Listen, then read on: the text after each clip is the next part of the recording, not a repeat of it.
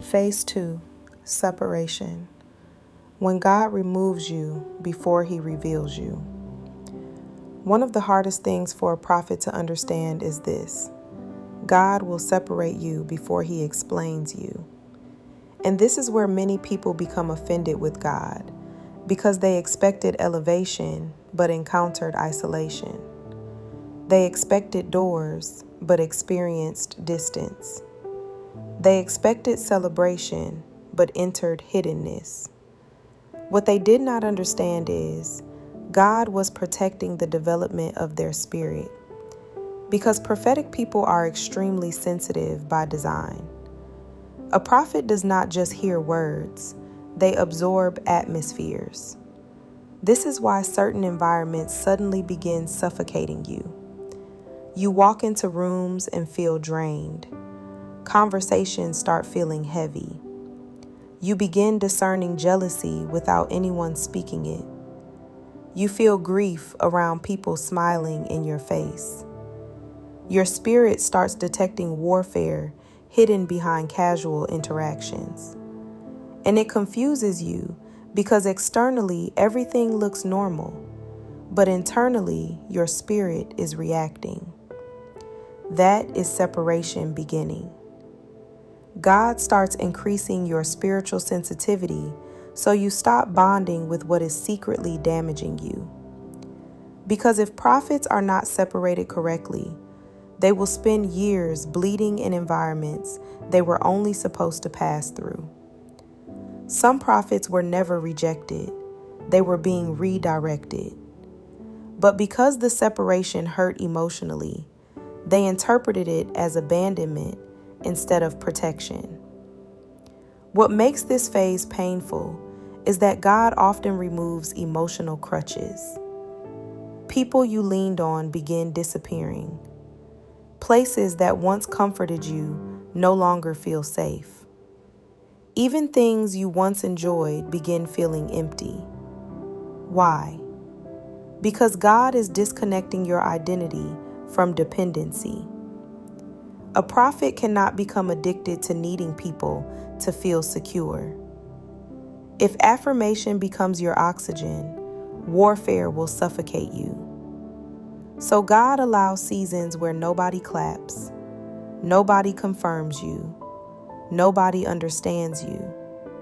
Not because he stopped loving you, but because he is teaching you how to survive with only his voice.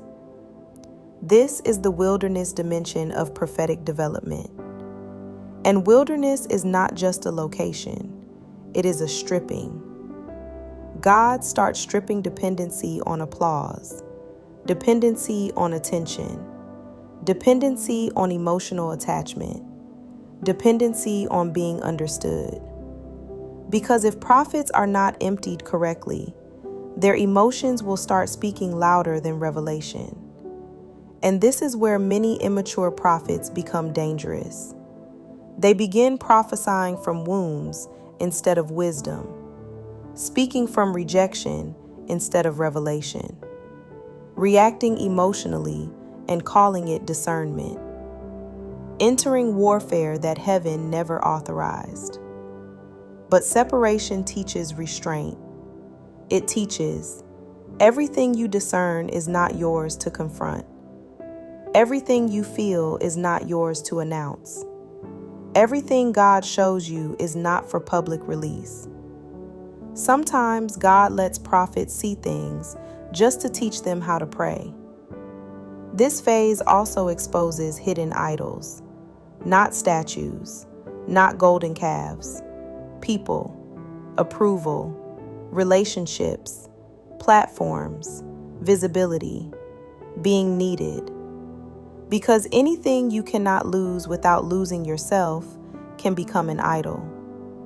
So God starts touching attachments, and the deeper the calling, the deeper the separation. Because prophets carry weight in the spirit realm. Their words affect people. Their discernment exposes things. Their obedience shifts atmospheres. So heaven develops them carefully. That is why some prophetic people feel out of place most of their life. They were never built to fully merge with environments that oppose their assignment. There will always be something inside them pulling toward God deeper than the crowd can understand. And this creates tension. You love people, but your spirit still feels alone. You can sit in a room full of people and still feel spiritually separate. Not because you think you are better, but because your spirit knows you are being preserved. This is also why many prophets battle loneliness. Because separation is not just physical, it is spiritual distinction. God begins marking your life differently. Your conversations change. Your appetite changes. Your tolerance changes. Your discernment sharpens. Your spirit becomes harder to deceive. And people who once understood you start calling you different. But they are correct. You are changing. Because God is not raising a personality, He is forming a vessel. And vessels must be purified before they carry oil. This phase is where God teaches prophets how to carry silence without panic. Because silence is where identity gets rebuilt.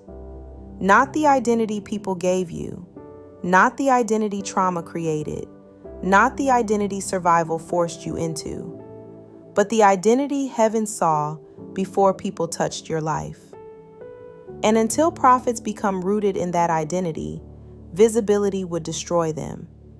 So God hides them, not to punish them, but to preserve what He placed inside them before the world mishandles it.